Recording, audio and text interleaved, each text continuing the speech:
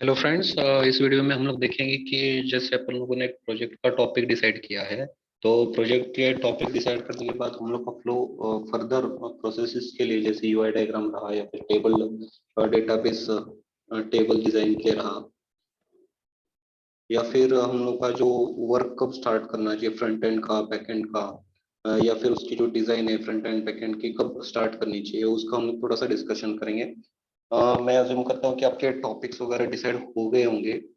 तो topics decide होने के बाद जो फर्स्ट काम आता है वो रिसर्च करना है आपको कि उस टॉपिक्स में जो ऑलरेडी रिसर्च पेपर्स अवेलेबल रहेंगे नेट पे, तो वहां पर आपको जाना है, उसका जो देखना है। और फॉर एन एग्जांपल मेरे पास मैंने कुछ पेपर्स रेफर किए थे, जैसे ये पेपर्स है, ये मुझे नेट से मिला था। करीबन 10-12 पेपर्स मैंने निकाले थे, तो वहां से मुझे आइडिया लगा कि हाँ यार मेरा पेज ऐसे होना चाहिए। उसमें एम्प्लॉय डॉक्टर का जो पेज है इस तरह से दिख सकता है, पॉपअप में उसको शो, जो भी डेटा एंट्री है मैं उसको एज अ मॉडल के थ्रू ले सकता हूँ। मॉडल मतलब एक पॉपअप रहता है जो कि आप लोग अभी बूटस्ट्रैप वगैरह में पढ़ेंगे। डॉक्टर मॉडल में क्या क्या डिटेल्स आएंगी, नेम आएंगी, इमेजेस आएंगी, क्या क्या डिटेल्स रहेंगी, तो आपको आइडिया जो लगेगा वो इस पेपर से लगेगा कि मतलब मेरा प्रोजेक्ट ये है, तो फिर मुझे जो जो रिक्वायर्ड फंक्शनैलिटीज है मैं इस तरह से इम्प्लीमेंट कर सकता हूँ। अब जैसे यहाँ पर मैंने और एक पेपर लिया था, उस पेपर में यूआई उसका ऐसे दिख रहा था, डॉक्टर ने ऐड अपॉइंटमेंट अपॉइंटमेंट ऐड करने के लिए जो पेज था वो ऐसे था। फिर हम लोग देखेंगे फिर यहाँ पर पेशेंट फीचर्स रहे तो पर्सनल डिटेल्स कैसे शो करेंगे, हिस्ट्री शो कैसे करेंगे उसमें। फिर जो भी डिटेल्स है, अब जैसे अपॉइंटमेंट रिक्वेस्ट का रहा या फिर पेशेंट को जो पेंडिंग टेस्ट है, मैं ये अपने प्रोजेक्ट के रिस्पेक्ट में बता रहा हूँ आपको, इसको एनालॉजी के थ्रू लेके जाना है। जैसे आपका प्रोजेक्ट हो सकता है आपका एलआईसी मैनेजमेंट हो, एलआईसी पॉलिसी के रिलेटेड हो, या फिर होटल मैनेजमेंट हो, या फिर आरटीओ का हो। तो ये सब सारी चीजें जो है आपको कंसिडर करके चलनी है, आपको कंपेयर करना है कि हाँ मुझे भी ये प्रोसेस फॉलो करना है, आपको भी रिसर्च करना है, उस रिसर्च से आपके जो पेज का डिजाइन है वगैरह कैसे होगा वो सब आइडिया लगेंगे वहां से। मतलब आपको हवा से तो मालूम नहीं चलेगा ना कि पेज कैसे दिखेगा वगैरह। फिर ये सब होने के बाद ये थर्ड पेज भी दिखा देता हूँ कि ऐसे भी आप बना सकते हो। और ये पेपर में सारे जो है ना टेबल के डिटेल्स वगैरह सारे दिए रहता है, तो वहां से आपको रेफर कर सकते हो कि हाँ मेरा भी प्रोजेक्ट ऐसे हो सकता है। यहाँ से आप जो भी रिक्वायर्ड डिटेल्स जो आपको लगता है वो आप ले सकते हो। उसके बाद आता है नेक्स्ट स्टेप कि आपने रिसर्च कर लिया है, आपके पास सारे डिटेल्स, एक आइडिया है कि आपका पेज कैसे दिखेंगे, पेजेस वगैरह। तो उसके बाद जो नेक्स्ट स्टेप आएगा वो आता है आपका यूआई डायग्राम। यूआई डायग्राम के लिए this is the mandatory step. अगर ये आपके दिमाग में है तभी आप ये यूआई डायग्राम को प्रोसीड कर सकते हो। अब ये यूआई डायग्राम होता क्या है अभी देखते हैं। तो यूआई डायग्राम कुछ इस तरह से दिखता है। यूआई डायग्राम मतलब कि आपका जो प्रोजेक्ट रहेगा फाइनली वो कैसे दिखेगा, उसका एक ओवरव्यू यहाँ से हम लोग को लगेगा कि जैसे एक पेशेंट पेज है, तो पेशेंट पेज में सबसे पहले लॉगिन होगा। लॉगिन से फिर यहाँ से उसका जो अगर वो लॉगिन होता है तो वहां पर एक पेज डिस्प्ले होगा, उस पेज पे उसका पेशेंट आईडी होगा, फर्स्ट नेम लास्ट नेम इस तरह से दिखेगा। तो मैंने ये जो है ड्रॉ डॉट आई से बनाया था पेज।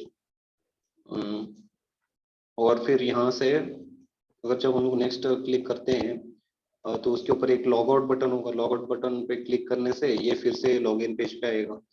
या फिर अपना डिटेल्स वगैरह है, या फिर बिल का जो एक बटन रहेगा, यहाँ पर बिल के ऊपर क्लिक करेंगे तो उसका एक पेमेंट हिस्ट्री का ऑप्शन आ जाएगा। पेमेंट हिस्ट्री के पेज पे भी यहाँ से लॉग आउट का एक ऑप्शन रहेगा, लॉग आउट पे क्लिक करने से वो फिर से लॉगिन पे चला जाएगा। और उस पेशेंट के लिए फॉरगेट पासवर्ड की एक फंक्शनलिटी हम लोग ऐड करेंगे कि मतलब अगर वो इन केस एनी पासवर्ड वगैरह भूल जाता है तो उसका रिकवरी का मेथड कैसे होगा। तो उसी तरह हम लोग अकाउंटेंट पेज या फिर ये सारे रोल्स है, तो रोल्स भी आपको डिसाइड करने हैं वो सारे पेजेस से, या फिर एक्चुअली जो हम लोग रिसर्च कर रहे हैं वो एक क्लाइंट के साथ डिस्कशन के थ्रू हम लोग को सारी डिटेल्स मालूम चलती है। लेकिन हम लोग प्रोजेक्ट बना रहे हैं एक टॉपिक डिसाइड करके, तो हमारे पास कोई क्लाइंट तो है नहीं कि जो हम लोग को उसकी रिक्वायरमेंट बताएगा और फिर उस रिक्वायरमेंट के हिसाब से हम लोग का प्रोजेक्ट आगे बढ़ेगा। इसलिए उस पेपर को ही एज अ क्लाइंट समझ के उसको वहां से जो भी रिक्वायर्ड डिटेल्स है हम लोग लेंगे और फिर उसको इम्प्लीमेंट करते करते हम लोग का ये यूआई डायग्राम कंप्लीट होगा। ये यूआई डायग्राम पूरा कंप्लीट होने के बाद आप क्या करोगे? उसके बाद इम्पोर्टेंट स्टेप आता है कि उसके बाद ये सब अगर आपकी क्लैरिटी रहेगी इधर, उसके बाद आपको जो फील्ड्स रिक्वायर्ड है वो मालूम चलेंगे। तो वो फील्ड्स आप सारे के सारे एक एक्सेल शीट में नोट डाउन करोगे। जैसे सारे के सारे जितने भी रिक्वायर्ड फील्ड्स जहां पर विजेस फॉर्म में भी यूआई डायग्राम में रहेगा। जैसे मुझे यहाँ पर पेशेंट का डिटेल्स दिखाना था, ठीक है ना। तो डॉक्टर पेज है, this is accountant page, this is the patient page. So यहाँ पर मुझे पेशेंट का डिटेल दिखाना है। पेशेंट का डिटेल दिखाना तो मुझे क्या क्या लगेगा? पेशेंट आईडी लगेगा, फर्स्ट नेम लगेगा, last name, date of birth और सो एंड सो डेटा लगेगा। तो मैंने क्या किया, उसको यहाँ पर नोट डाउन कर लिया ये। और सारे के सारे जहां पर जिस फील्ड पे जिस पेज पे जो जो डिटेल्स लग रहे थे मैंने सारे के सारे यहाँ पर नोट डाउन किए हैं। और फिर ये this is you can say अननॉर्मलाइज form है ये। अननॉर्मलाइज फॉर्म मतलब कि सारे सारे जो भी रिक्वायर्ड फील्ड्स है सारे के सारे ले लो और यहाँ पर पेस्ट कर दो। फिर उसके बाद फर्दर अननॉर्मलाइज फॉर्म करेंगे कि मतलब सॉर्ट करेंगे कि अलग अलग पेशेंट से रिलेटेड है तो थोड़ा सा सॉर्ट करके रखेंगे, डॉक्टर से रिलेटेड जो भी फील्ड्स है और डॉक्टर के सेक्शन में डालेंगे, या अकाउंटेंट है तो अकाउंटेंट से रिलेटेड जो भी डिटेल्स रहेंगी तो अकाउंटेंट से रिलेटेड में डालेंगे। जैसे ये यहाँ पर सॉर्टिंग हुई तो ये टेबल बन गया ये पूरा। ये फाइनलाइज नहीं है लेकिन आप कह सकते हो कि थोड़ा सा सॉर्टेड वे में है, जिसमें डेटा कम से कम रिपीट हो। जो डिलीट एनोमली रहती है, अपडेट एनोमली रहती है या फिर इंसर्शन एनोमली रहती है उसको रिमूव करने की थोड़ी सी कोशिश की है। This is not the final table. यहाँ पर है ये पेशेंट से रिलेटेड टेबल बन गया। फिर यहाँ पर यूजर और यूजर से रिलेटेड बन गया जिसमें हम लोगों ने सिर्फ ईएमपी आईडी, ये एम्प्लॉय रिलेटेड है, एम्प्लॉय की आईडी आ जाएगी, रोल आ जाएगा और फिर डेट ऑफ बर्थ आएगा, हायर डेट, सैलरी और ये सब ये एम्प्लॉय से रिलेटेड मतलब ईएमपी टेबल हम लोग क्रिएट कर सकते हैं। एक मेडिसिन टेबल यहाँ से क्रिएट कर सकते हैं, एक पेशेंट टेबल यहाँ से क्रिएट कर सकते हैं, डॉक्टर टेबल जिसमें डॉक्टर के अलग अलग चार्जेस है जो हम लोग को ये सारी डिटेल्स की आइडिया जो है वो यूआई पेज से लगेंगी। और जो पेशेंट है और कोई कौन सा डॉक्टर उसे कितने बार विजिट कर रहा है वो डिटेल्स हम लोग पेशेंट आईडी और डॉक्टर आईडी और उसके विजिट्स काउंट रख के में करेंगे। One N A form. फिर फर्दर उसको जो भी टेबल में कंटेंट है सारे के सारे जो भी फील्ड्स है वो उसके प्राइमरी की के ऊपर डिपेंडेंट होने चाहिए और उस टेबल में प्राइमरी की होनी चाहिए। इस बात को दिमाग में रखते हुए हम लोग अलग अलग फील्ड्स वहां से सेपरेट आउट करेंगे। तो फर्दर सेग्रीगेशन कुछ क्लैरिटी के साथ होगा। यहाँ पर देख सकते हो मैंने अलग अलग किया है इसमें। उसके बाद फिर 2NF और 3NF जो अपना रहेगा फाइनल, मैंने 3NF तक ही लेके गया था।